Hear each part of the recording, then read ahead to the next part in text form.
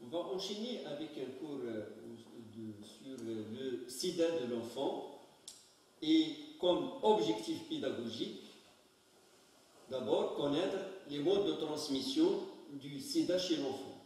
Savoir évoquer le sida chez le nourrisson selon les données anamnéstiques, cliniques et évolutives, poser l'indication des différentes méthodes virologiques et sérologiques en fonction de l'âge de l'enfant, reconnaître les complications infectieuses du sida selon les données cliniques et paracliniques, savoir prévenir le sida chez l'enfant.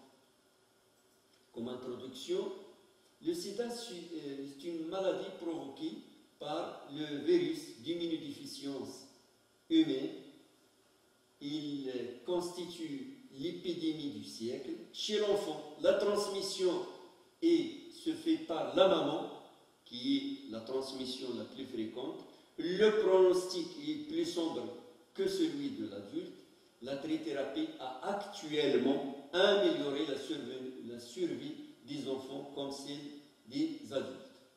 Sur le plan virologique, le HIV est un rétrovirus à ARN. Il s'attaque aux lymphocytes CD4 qui deviennent insuffisants en nombre et en qualité. Par la suite, le déficit fonctionnel touche aussi les lymphocytes B. L'organisme ainsi devient la cible des infections opportunistes et bactériennes qui entraînent à la longue le décès. Vous voyez ici les caractères du virus ARN. Sur le plan épidémiologique, dans le monde, les personnes infectées par le HIV représentent 42 millions, dont 50% sont des femmes, et les enfants moins de 15 ans représentent 3,2 millions infectés.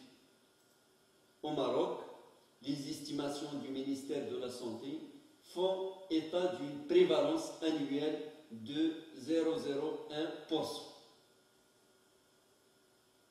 La contamination, soit par la transfusion, il existe actuellement un contrôle strict du sang transfusé, donc il est rare.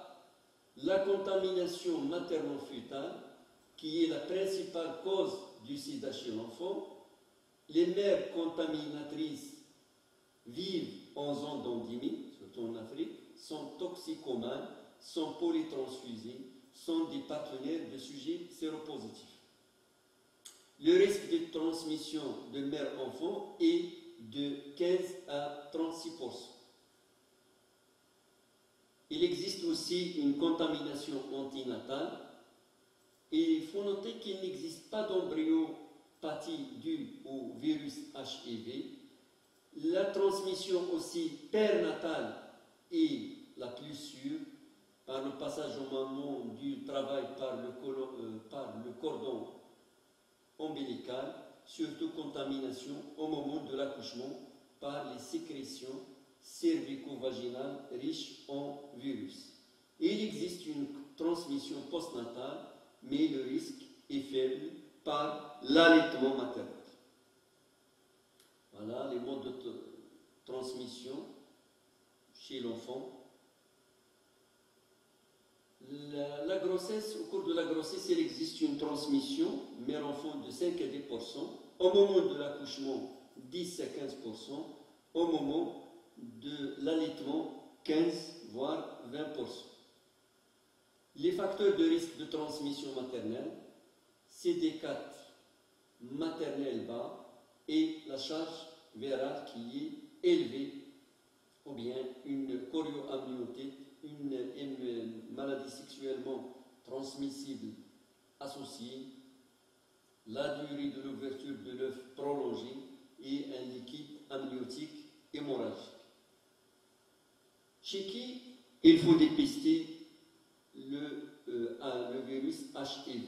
Chez tout enfant de mère suspect d'HIV ayant une malnutrition sévère, suspectés avoir une tuberculose, suspectés d'immunodéficience. L'immunodéficience chez les sujets qui ont des candidoses, des adénopathies multiples, dermatoses fréquentes, parotidite bilatérale chronique, hépatosplénomégalie inexpliquée, les hospitalisations pour des infections à répéter fréquentes, des pneumopathies à répétition, des infections orales à répétition.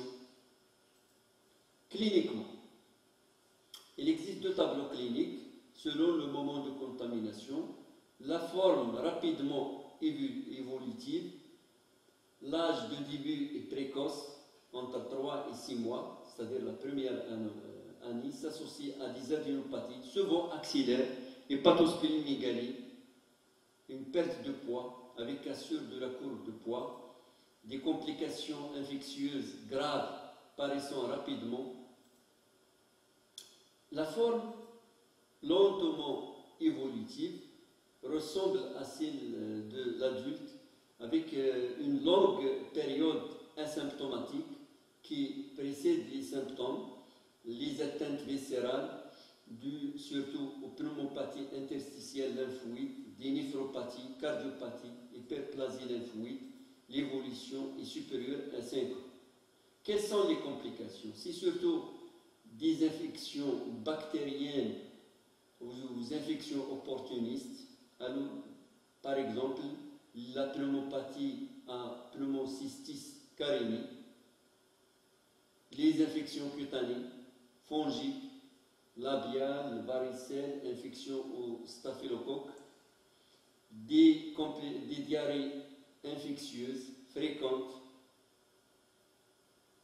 l'encéphalopathie, complications majeures dues au HIV, atteint l'enfant entre 1 et 3 ans, un enfant sur 3, se manifeste par une hypertonie des membres, un retard psychomoteur, un refus de l'alimentation et un ralentissement de la croissance du périmètre crânien. L'évolution se fait vers l'encéphalopathie profonde. La TDM, on l'a fait, on trouve des calcifications des noyaux gris centraux et hypodensité de la substance blanche. Les atteintes viscérales non infectieuses, c'est surtout la pneumopathie interstitielle lymphoïde.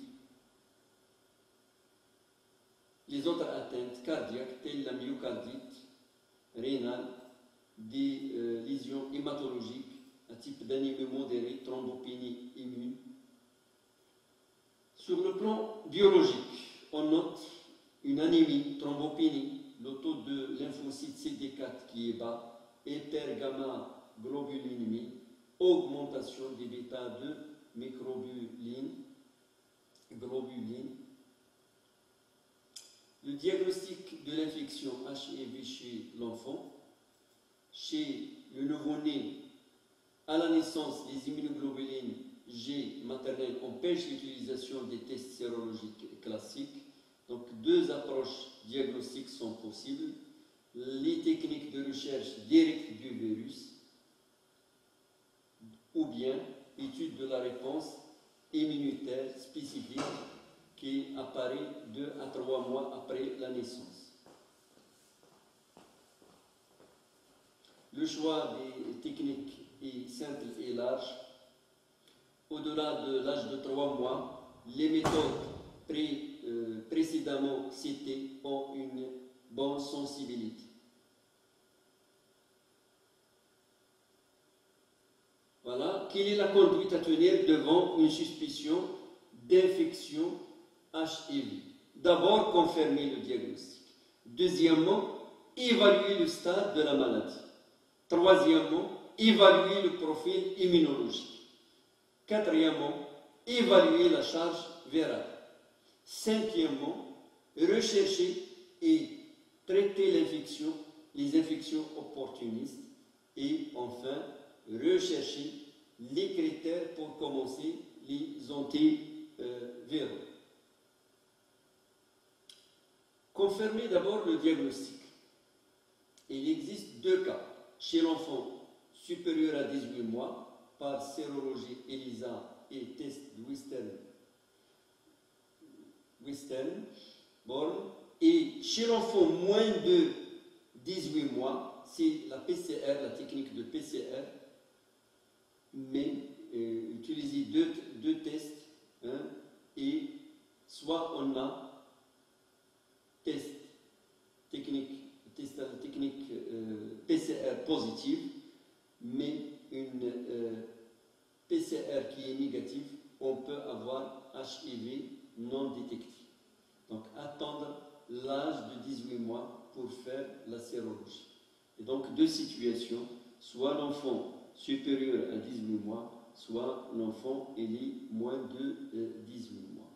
Et ensuite, évaluer le stade de la maladie par la classification clinique pédiatrique de l'OMS. En quoi consiste cette classification clinique? 4 stades. Voilà, 4 stades.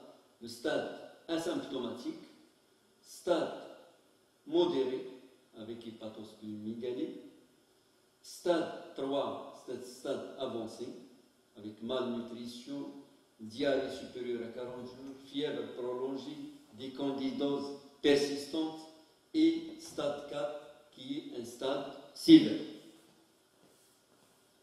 Évaluer aussi le profil immunologique, dosage de CD4, vous voyez ici, selon l'âge, et le nombre de lymphocytes selon aussi l'âge. Voilà, un symptôme par exemple, moins de 2000 par millimètre. C'est l'évaluation du profil immunologique. Évaluer la charge virale par la méthode PCR. Vous voyez, la charge virale, soit le virus non détecté, soit le virus il est détecté. La charge virale supérieure à 100 000 par millimètre cube, c'est une infection foudroyante. Rechercher et traiter les infections opportunistes. Elles peuvent être primaires et secondaires, telles la pneumocystis carinii, les infections fongiques, toxoplasme et les infections bactériennes aussi, les chercher et les traiter avant de commencer le traitement. Comment traiter? La trithérapie chez l'enfant de moins de 3 ans, hein, ABC ou AZT plus 3TC plus LPV. Chez l'enfant supérieur à 3 ans, ABC plus 3TC plus EFV. Adolescent supérieur à 35 kg, TDF plus 3TC ou FTC ou plus EFV.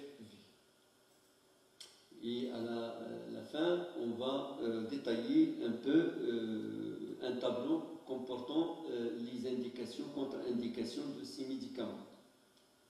La prévention, c'est le volet essentiel. La prévention générale, éviter l'infection de la femme, décourager toute grossesse chez la femme séropositive, la réduction de la transmission mère-enfant par le traitement antiviral AZT, pendant la grossesse, pendant l'accouchement et chez le nouveau-né.